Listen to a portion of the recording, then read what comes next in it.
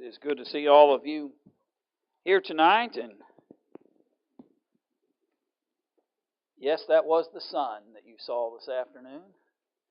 May have been a strange sight in the sky, and snow's melting away, and spring will be on us very rapidly. And so it's good to see you out tonight. And grab your lesson sheets. We are in lesson 3, and we're at the bottom of numerical page 8. Page 8, we're at the bottom of that page when we're talking about that section about the thief in the night. We're going to talk a little bit about how it is that Jesus will come as a thief in the night. And if you're joining us at home, thank you for taking time to study with us as well. We'll be opening our Bibles together this evening in study of the return of Jesus. We've been talking in this lesson series about the return of Jesus and the fact that Jesus will return someday. We don't know the hour, the day. We don't know the timing of that event.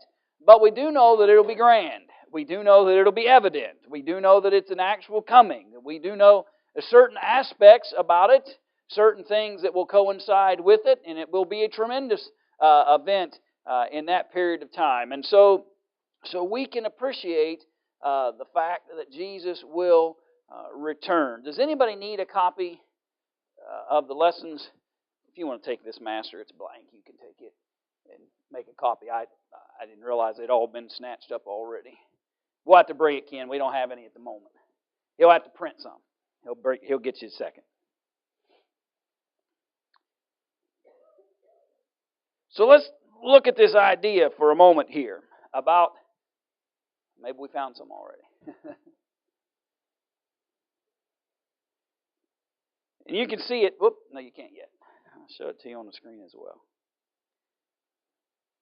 You can follow along on the screen is the same thing you've got in your hands as well. But here's this concept, and when we think of the thief in the night, what basic concept are we thinking of? Okay, and generally, do you know when the thief comes or is coming? No, it's something that's unknown. You don't know exactly when that moment will occur. Let's run over to 1 Thessalonians chapter 5. 1 Thessalonians chapter 5 and verse 1.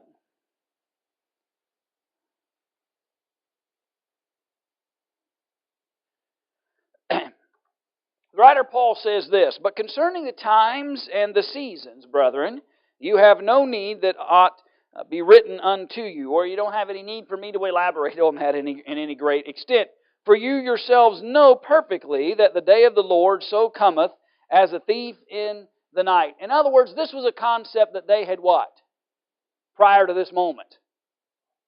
Talked about, understood, right? This was something that they had already grasped and understood. This isn't new to them. In fact, he says, I really don't even need to write about this because you have a pretty good grasp on this concept.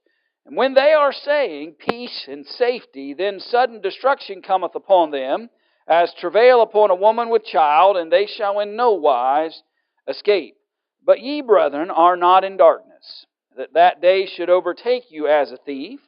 For ye are all sons of light and sons of the day. We are not of the night nor of darkness. So then let us not sleep as do the rest, but let us watch and be sober." And so he asks a couple of questions in relationship to this passage of Scripture. And the one thing he asks is, what two classes of people are contrasted in this passage? Okay. I think really what the author of the workbook's trying to get at is that concept of there are basically those who walk in the light and those who walk in darkness. And the basic concept is those who walk in the light are what? For the return of Jesus, in relationship to the return. Okay, they're prepared. Okay? When you're walking in the light, things are exposed and open and known. You're able to see it. He talks about those in Thessalonica as a group of people who were walking in the light. They were recognizing the need to be prepared continually for the coming of Jesus. Those who walk in darkness don't have any connection whatsoever to the idea of being prepared. So we would simply qualify them as what? What's the opposite? Unprepared, right? Okay? Those who continue to walk in darkness are unprepared for the return of Jesus. Here's the point we need to emphasize. the coming of Jesus is not a known event in terms of its timing. So our only option is, if we want to be found right when He arrives, is to walk in the light and be prepared. How often? All the time. All the time.